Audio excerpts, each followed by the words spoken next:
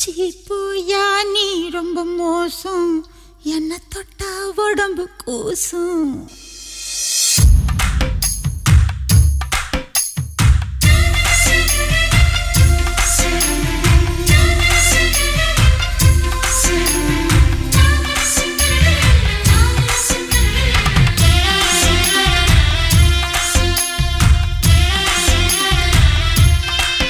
சீப்போயா நீ ரொம்ப மோசம், என்ன தொட்டா உடம்பு கூசும்.